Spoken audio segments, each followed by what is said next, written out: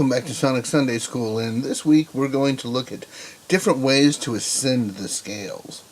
We're going to continue to use the G major diatonic scale.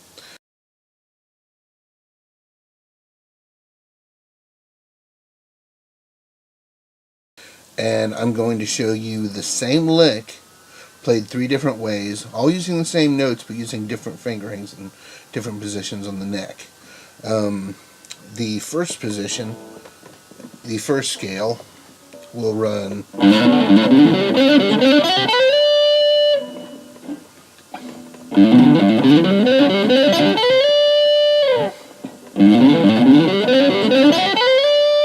now we're using a legato technique to where I'm really only picking each string one time.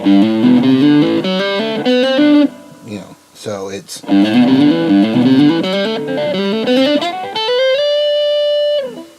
and here's a closer look at that.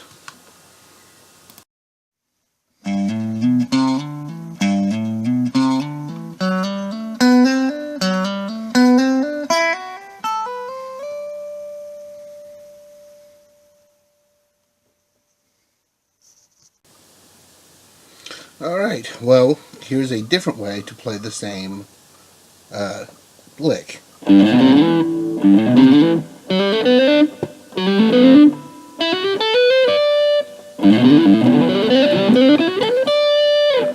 So I'm only using the first four strings, and then I'm shifting up so I can hit this part of the scale.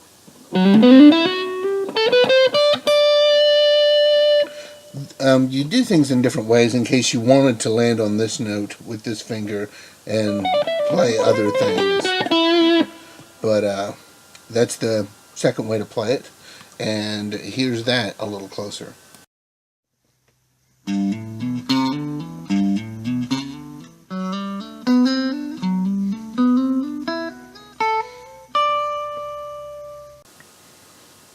Okay, the last lick, the way we fingered it, was to play. Now those are the same 6 notes, just played in 2 different positions. That's actually kind of hard to do, to jump up like that, when you can just play them like that. So this is the way we would play the third version. And here's that closer. Alright,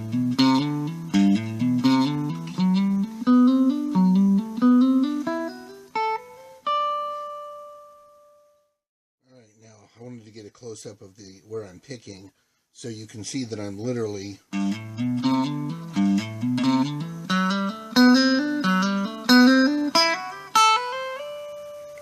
only picking the first note of each 3-note string. And that's one of the reasons that I broke this down into 3 notes per string, so I can do things like that and have it all already memorized under my fingers. Alright? So that's 3 ways to look at the lick, and you know, you can always experiment with any kind of position shifting or things like that. Like, you know that if you're playing these notes,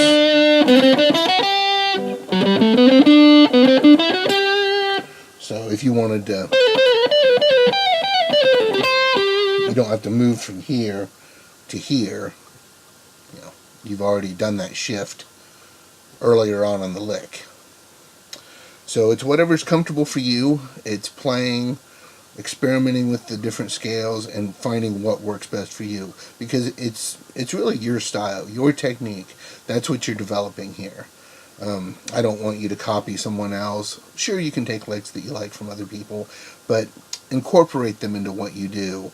And that's what I'm trying to do here, is just to give you a basis